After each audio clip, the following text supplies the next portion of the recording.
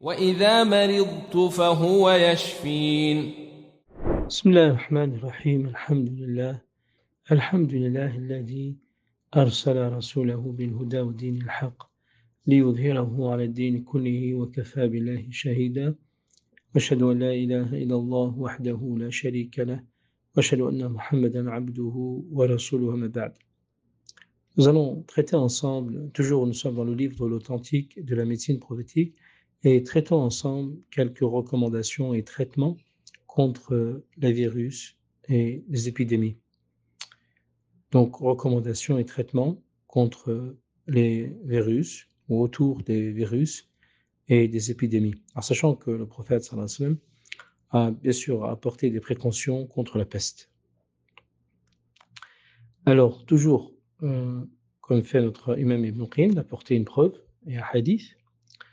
Amr ibn Sa'd ibn Abi Waqqas rapporte qu'il a entendu son père demander à Oussama ibn Zayd: qu'as-tu entendu du messager d'Allah concernant la peste? Oussama a répondu que le prophète sallallahu alayhi wa sallam a dit que la peste est un supplice envoyé à un groupe des enfants d'Israël et à ceux qui vous ont précédés. Si vous entendez qu'elle se déclare à un endroit, n'y entrez pas. Et si elle se déclare là où vous vous trouvez, n'en sortez pas pour la fuir.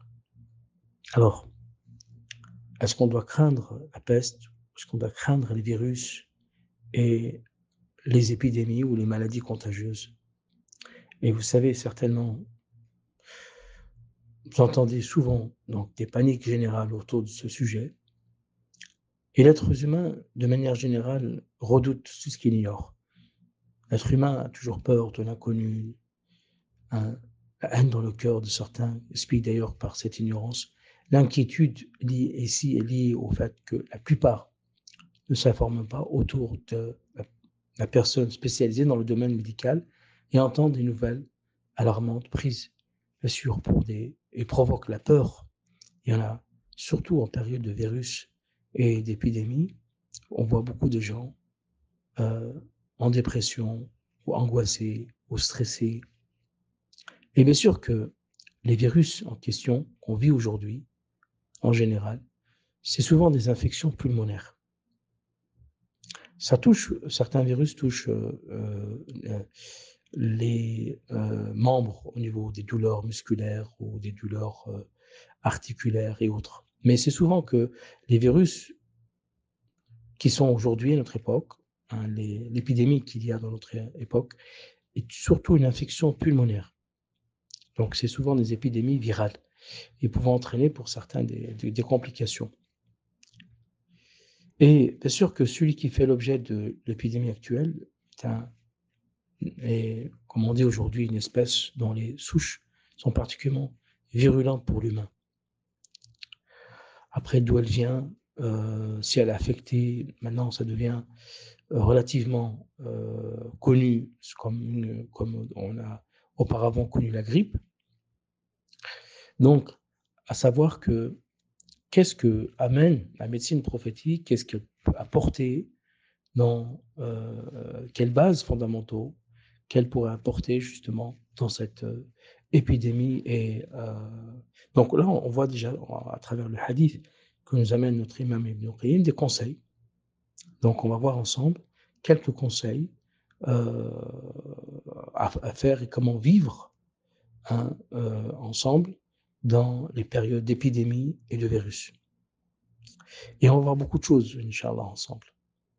Alors, quelques règles avant de rentrer dans l'explication des hadiths. Ce que je vous conseille, c'est une alimentation saine et variée. Alimentation saine et variée. Se baser sur améliorer son hygiène alimentaire.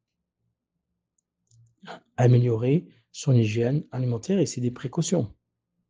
Qu'il y ait la vaccination ou pas, mais ça, c'est notre dépôt, notre corps.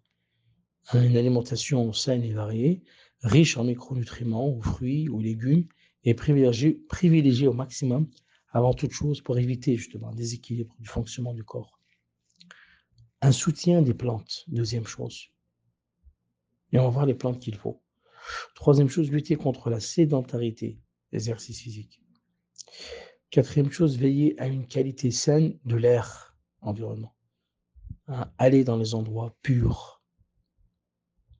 Et de manière générale, pour tout symptôme, s'en référer bien sûr à un professionnel de santé. Il y a aucun problème pour ça. Hein, plutôt qu'aller rechercher sur internet ou les médias ou d'accord? Être en lien avec des professionnels. Car il incombe à tout musulman de ne pas suivre aveuglément des propagations mensongères et justement qui apportent des doutes, hein. Donc, à savoir qu'appliquer les mesures d'hygiène classiques pour se prémunir de tous les virus, comme on va voir ensemble dans la sunna du prophète sallallahu alayhi wa sallam, de se laver les mains fréquemment, de tousser dans son coude plutôt que dans sa main, utiliser des mouchoirs jetables à usage unique, ça c'est important. Passons maintenant à les recommandations prophétiques contre les épidémies et les virus. Et nous allons retirer à travers le hadith du prophète sallallahu alayhi wa sallam qui a dit que la peste est un supplice envoyé à un groupe des enfants d'Israël et à ceux qui vous ont précédé. Si vous entendez qu'elle se déclare ou à un endroit, n'y entrez pas. Et si elle se déclare là où vous vous trouvez, n'en sortez pas pour la fuir. Alors, on va retirer des recommandations prophétiques contre les épidémies et les virus. Et à savoir que l'épidémie est la propagation rapide d'une maladie infectieuse par contagion. Première recommandation, ça c'est important, soyez attentifs, de revenir à Allah. Beaucoup de gens se concentrent sur le matériel, sur les remèdes, quel est le remède pour cela, comment se protéger contre le vaccin, comment se protéger pour ci, comment, si je prends le vaccin, si je ne prends pas, si je suis touché par ci, si je suis touché par quel virus. Et ne pense pas que c'est un châtiment de notre Seigneur. À savoir que Anas ibn Malik rapporte que le prophète sallallahu alayhi wa sallam a dit que la peste est un martyr pour tout musulman. Et ça, on va le voir ensemble, Inch'Allah. Donc, la première chose, c'est de revenir à Allah. Revenir à Allah avant toute chose, car cela provient peut-être de nos péchés. Faire beaucoup de istighfar, de demande de pardon. Et toute chose qui rapproche de notre Seigneur, beaucoup de maladies sont dues à des problèmes spirituels. La ruqya peut être la cause de guérison d'une personne touchée par un virus. Et très, très, très peu de gens et la communauté musulmane oublie qu'un virus peut être euh, rectifié, ou plutôt en prévention ou même en curatif, de faire la ruqya. On n'a pas cet instinct de ruqya. Hein, tout de suite, on recherche un anti-inflammatoire, un antibiotique, un antibactérien ou un antivirus. On ne va pas rechercher et se réfugier vers notre Seigneur. Donc, alhamdulillah, on remercie notre Seigneur de nous purifier, de nous élever en degré parmi les épreuves, bien sûr, et en patience, car si cela est une grande sagesse. Donc, euh, quelles sont les apparences. Alors, maintenant, passons sur le plan matériel. On revient sur le hadith du prophète sallallahu alayhi wa sallam. Et le meilleur remède contre les épidémies et les virus reste la prévention. Il n'y a pas vraiment en période de virus, en période de pandémie ou autre, il n'y a pas vraiment de remède adéquat. C'est que de la prévention. Mais quand même, il y a des règles. On doit s'éloigner des personnes qui sont contaminées. Ça, c'est fait partie des règles du prophète sallallahu alayhi wa sallam. Même le prophète a dit fuis le lépreux comme tu fuis le lion. Et bien sûr, on en retire des enseignements qu'il faut fuir la personne concernée en cas de contact avec une personne ayant donc certaines maladies contagieuses. Hein. Et on le retrouve beaucoup aujourd'hui. Beaucoup, ce soit 10 jours, ou 12 jours, ou 14 jours. Et limiter les déplacements. La deuxième chose, c'est de limiter les déplacements. Donc, en pleine épidémie, ça, on le retire du hadith du prophète, sallallahu alayhi wa sallam. Donc, lorsque vous apprenez que la peste est déclarée dans un pays, n'y allez pas. Ça, c'est le prophète, ça m'a dit. Donc, limitez les déplacements. Il s'agit donc de préserver soi-même en évitant de se rendre dans un pays dans lequel la maladie s'est déclarée. On en retire aussi des enseignements que les personnes qui sont peut-être malades, sans le savoir, peuvent causer un mal plus grand par la propagation de ce virus. Une autre règle aussi, troisième, de s'éloigner dans certains facteurs qui affaiblissent le système immunitaire. Ça, c'est important aussi. Donc, une chose importante pendant les virus épidémies, c'est de muscler son système immunitaire, qui a un rôle bien sûr, de tri, ce qui peut être entré dans le corps, ce qui peut être... donc, le corps est plus résistant aux infections virales, particulièrement dans des périodes de virus et d'épidémies. Donc, une réforme d'alimentation, une hygiène alimentaire, ça sera important. À savoir aussi une règle importante, vous savez qu'en période d'épidémie et de virus, la peur entre en nous. La peur, on peut même dire l'angoisse, l'anxiété. Donc, et ça épuise le système immunitaire. À savoir que la lucidité amène au repos et l'apaisement. Et vous pouvez vous aider du jeûne, par exemple. C'est un meilleur moyen pour muscler son système immunitaire. 3 jours de jeûne par mois pour rester complet dans son système immunitaire, notamment dans une période d'épidémie.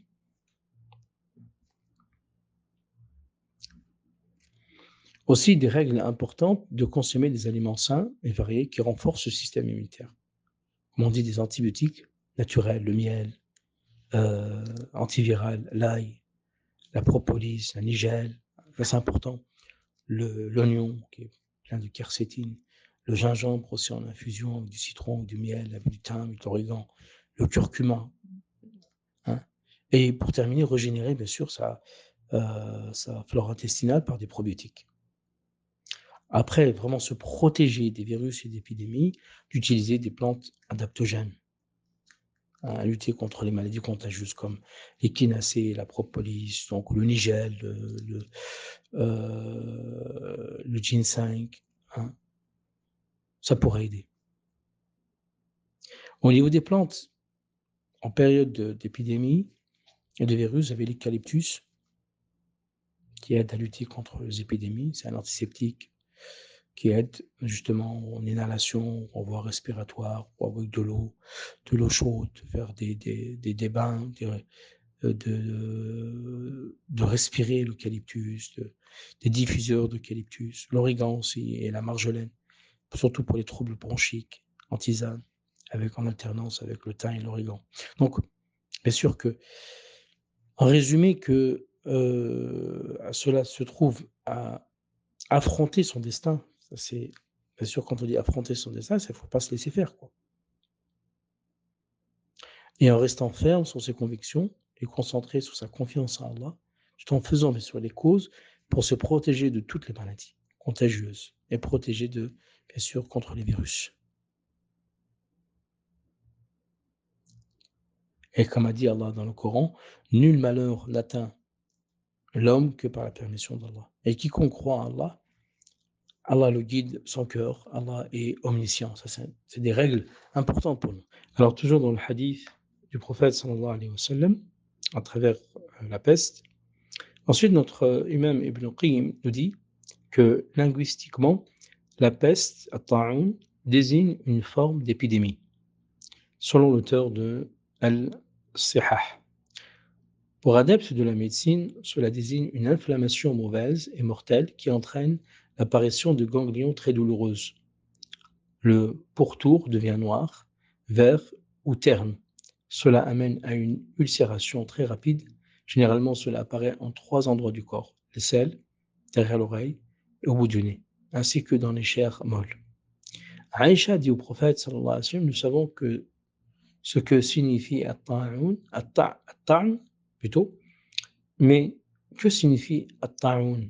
Donc Aïcha, la femme du prophète sallallahu alayhi wa sallam, la mère des croyantes, a demandé au prophète sallallahu alayhi wa sallam qu'est-ce que signifie la at-ta'un, qu'est-ce que c'est la peste? Le prophète sallallahu alayhi wa sallam a dit c'est une glande similaire à celle du chameau qui apparaît sur les parties molles et les selles. Et les selles. Donc, à partir de là, les médecins, comme a dit Ibn Qayyim, ont dit que si l'abcès apparaît sur les chairs molles, les parties génitales, derrière l'oreille ou au bout du nez, et qu'il est purule, ou on nomme donc cela la peste. Et cet abcès est dû à un sang infecté, ou plutôt transformé en un élément toxique qui infecte donc les membres et altérer ce qui l'entoure. Donc tout cela avec bien sûr du sang, du pus, qui amène au cœur une substance toxique et provoque des vomissements. Mais certains ont des palpitations, et c'est souvent qu'on trouve cela dans les virus. Les virus, des fois, ça peut toucher tout le corps. Ça peut toucher le système digestif. Les virus touchent le système pulmonaire. Certains ont touché les reins et autres. Hein. Donc, en règle générale, il donne vraiment beaucoup de détails, notre imam Ibn Qayyim, sur cette caractéristique de la peste. Et ensuite, bien sûr, il dit que la peste est nombreuse. Hein, pendant les épidémies et les pays en guerre, on la nomme également waba. Hein, donc, c'est comme nous aujourd'hui, on appelle ça waba. On appelle ça plutôt une épidémie. Hein. On ne peut pas appeler ça la peste, mais on appelle ça une épidémie. Hein, donc, waba. Donc, l'épidémie désigne la peste. Donc, il y a, l'épidémie est plus vaste. On a également dit que cela désignait toute maladie qui s'étendait. Et la vérité est qu'entre les épidémies et la peste, il existe des généralités, des spécialités communes, comme on le voit aujourd'hui à notre époque. Donc, toute peste est une épidémie, mais pas toute épidémie n'est pas une peste. De même que les maladies générales sont plus répandues que la peste, et s'il n'y en a qu'une expression, les pestes sont des aspects. Donc, qu'est-ce qu'on peut retirer des paroles de Ibn Qayyim? Qu'en fait, il faut traiter pendant les périodes d'épidémie, il faut traiter les symptômes du virus. C'est-à-dire si la personne, il n'y a pas vraiment des remèdes naturels ou des remèdes autres. C'est que traiter les symptômes du virus.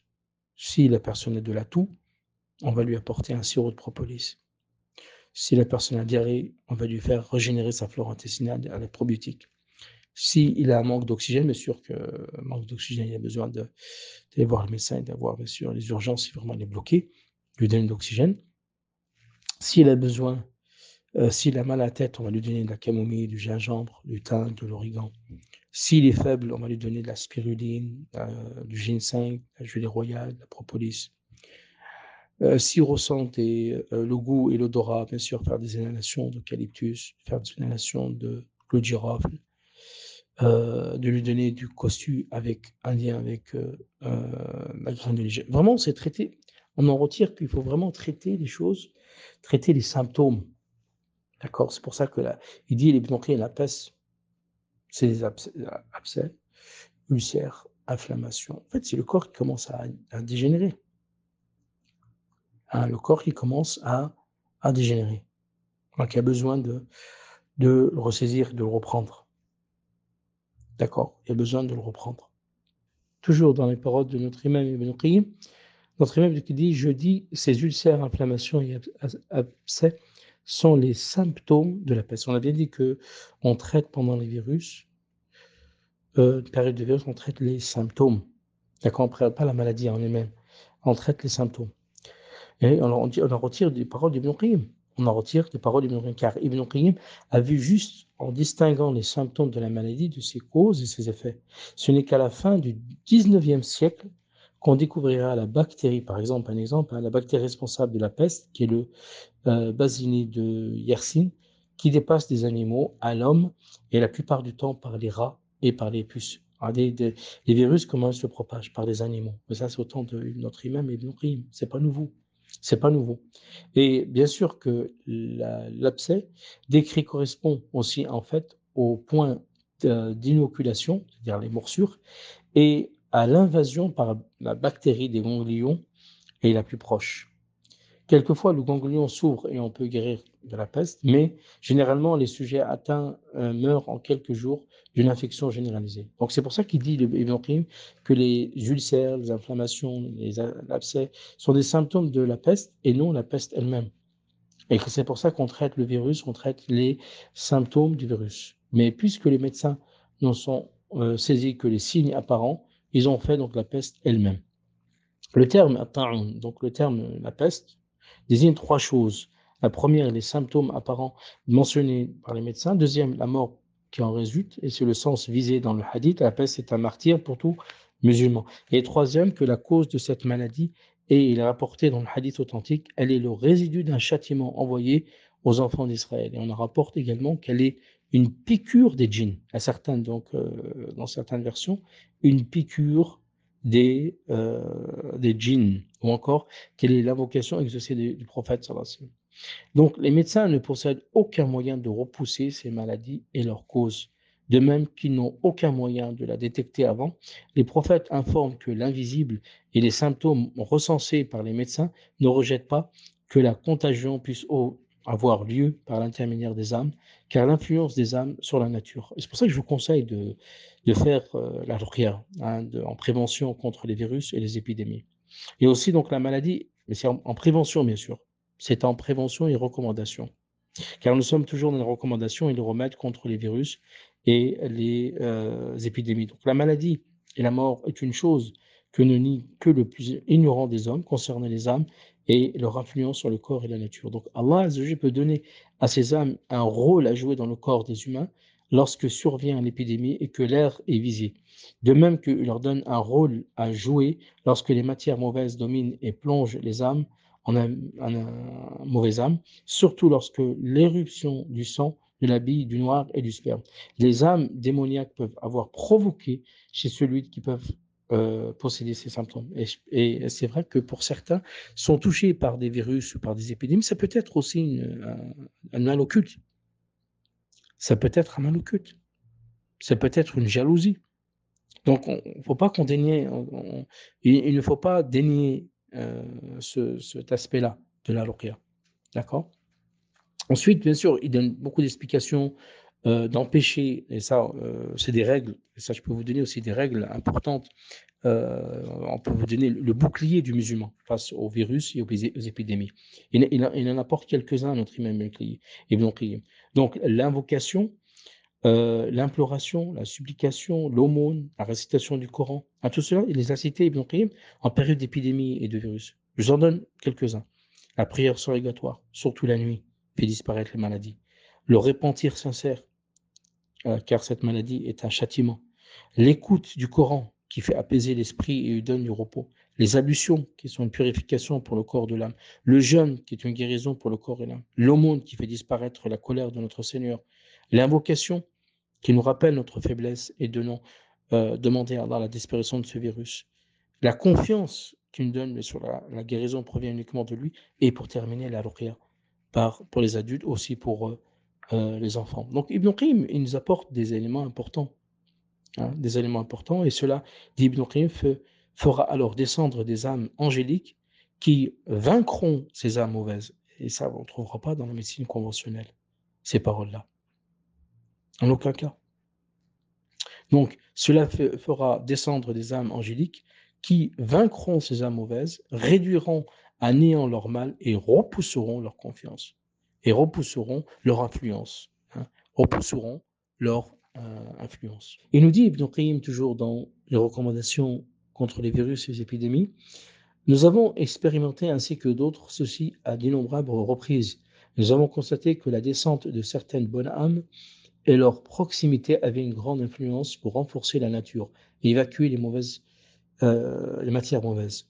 Ceci avant que la maladie ne s'installe et ne domine. Celui qui agit de la sorte ne saurait être atteint, ainsi celui qui a Allah l'accorde, lorsqu'il ressent les causes du mal, s'empressera vers les causes qui l'en protègent et sera pour lui parmi les remèdes les plus bénéfiques, si Allah veut exécuter son décret et sa prédestination, qu'il s'éloigne, son serviteur, du fait de l'y connaître. Et bien sûr, se les figurer et les vouloir, il n'en saura rien et ne désirera pas. Ainsi qu'Allah réalise en lui une chose prédestinée. Donc, bien sûr que les épidémies, les virus, fait partie de la prédestination de notre Seigneur. Donc, si Allah le veut, nous éclaircisserons donc cela lorsque nous parlerons du traitement par les incantations, al-ruqya, hein, donc l'incantation plutôt, donc la ruqya, et les protections prophétiques, les formules de rappel, les invocations, les actes de bien, tout cela ce sont des recommandations pendant les épidémies, hein.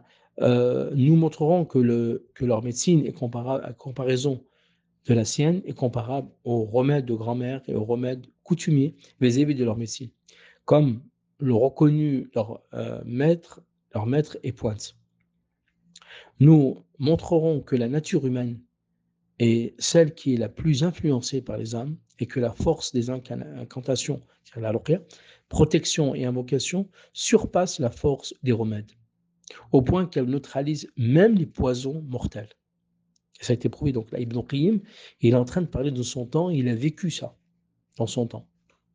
Donc, euh, soyons vraiment attentifs, même l'utilisation, par exemple, en période d'épidémie et de virus, utiliser la hajwa. A dit le prophète, sallallahu alayhi wa sallam, écoutez ce hadith, c'est une conviction pour nous. Celui qui déjeune le matin avec cette date de la hajwa, rien ne pourra lui nuire ce jour-là. Ni du poison, ni la sorcellerie.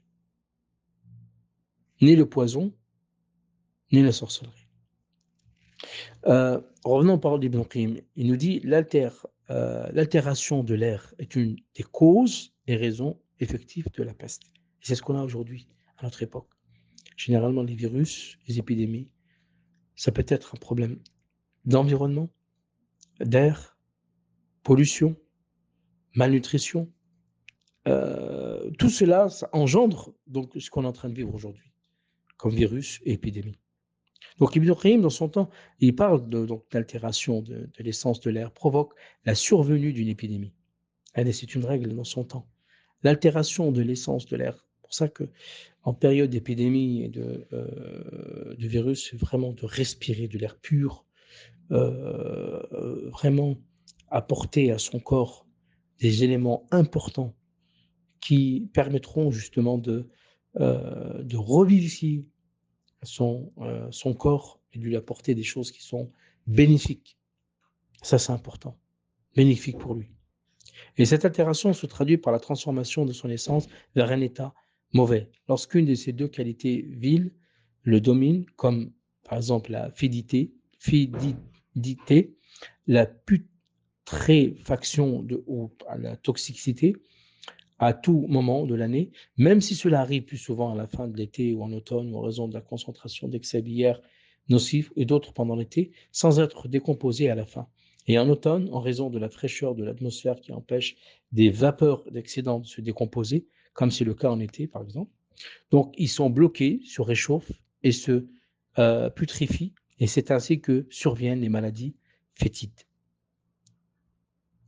Surtout si elle rencontre un corps prêt, capable, mollasse, bougeant peu. Ah, regardez, c'est-à-dire que les virus et les épidémies qui nous arrivent, c'est que nous, on est presque prêt, pas dire à l'accepter, pas du tout, on n'accepte pas des choses, mais on est tellement qu'on est faible, notre immunité est tellement faible par notre désordre alimentaire qui nous fait justement, qui nous perturbe. Et lorsqu'un virus ou une épidémie arrive, donc on n'est pas protégé de ces virus et de ces épidémies. On n'est pas protégé de ces virus et épidémies. Surtout quand je dis protégé, quand on se dit protégé, c'est qu'en en fait, on n'est pas protégé par la ruqya, on n'est pas protégé par l'alimentation, on n'est pas protégé par le sport et autres. Donc ça nous amène à tout cela. Donc terminons une partie de Ibn Qayyim, on continuera des remèdes et des recommandations, des remèdes en période d'épidémie et donc épidémie et de virus.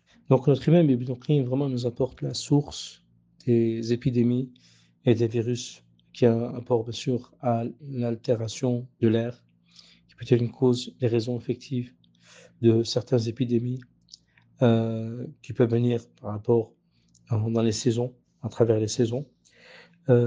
Aussi que la personne, aussi le corps qui importe aussi, la rencontre d'un corps qui est prêt, qui est capable, bougeant peu et plein de matière, c'est-à-dire de toxines, hein, donc, et bien sûr, et celui-ci échappe rarement à la maladie.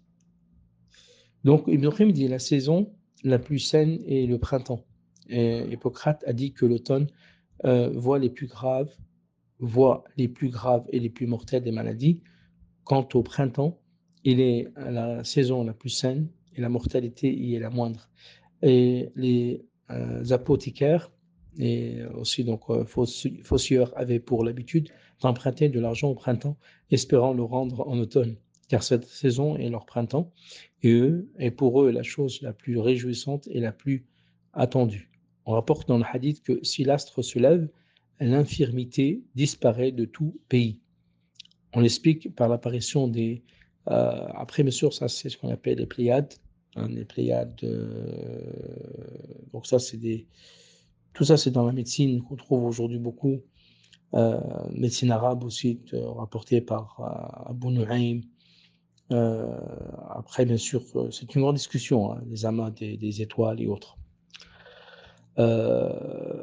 Donc le prophète sallallahu alayhi wa sallam a apporté ce hadith et verset du Coran que les étoiles et les arbres se prosternent devant Allah, car leur parfaite apparition a lieu au printemps, qui est la saison où toute blessure disparaît. Quant aux pléiades des maladies augmentent au moment de leur apparition à l'aube et leur disparition. Donc Tamimi a dit dans son livre aussi que les pires moments de l'année, les plus néfastes au corps sont au nombre de deux. Le premier, disparition des Pléiades à l'aube. La deuxième, l'apparition à l'est avant le lever du soleil, dans une position de la lune à la fin du printemps. Mais la corruption à leur apparition est moindre que celle qui prévient à leur disparition. Oui, bien sûr qu'Ibn Qayyim apporte vraiment des explications. Ces explications par rapport à l'apparition de la peste, l'apparition des épidémies, la disparition des épidémies, hein, des moments, c'est-à-dire que dans leur temps, ça c'est la théorie hippocratique hein, d'Hippocrate, qui a un rapport avec les saisons, qui a un rapport avec les saisons. Ensuite, dit Abu Muhammad ibn Qutayba a dit, on rapporte que les Pléiades n'apparaissent et ne s'éloignent pas sans causer des infirmités aux gens chamels. Et leur disparition est plus nocive que leur apparition. Le troisième avis du hadith, sans doute le meilleur énonce que l'autre désigne les Pléiades et que l'infirmité désigne la blessure des plantes et des fruits en hiver et au début du printemps. Et on ne craint plus pour eux lorsqu'apparaissent les Pléiades au moment cité. C'est pourquoi le prophète se interdit leur commerce avant de s'assurer qu'ils sont sains, avant qu'ils soient assurés qu'ils sont, qu'ils sont sains. Bien sûr que la disparition, pour nous, la disparition de la peste, ou la disparition plutôt des virus épidémies, ce sera par la permission de notre Seigneur, sera par la permission de notre Seigneur. Et le plus grand malheur qu'on puisse toucher aujourd'hui, le plus grand des malheurs, est le malheur qui touche notre religion. Si le serviteur se rappelle cela au moment des épreuves, s'il le touche dans sa santé et sa richesse, il y aura Allah Azzawajal pour la salutation de sa religion. Donc qu'Allah nous préserve de tout mal et nous accorde la pleine santé.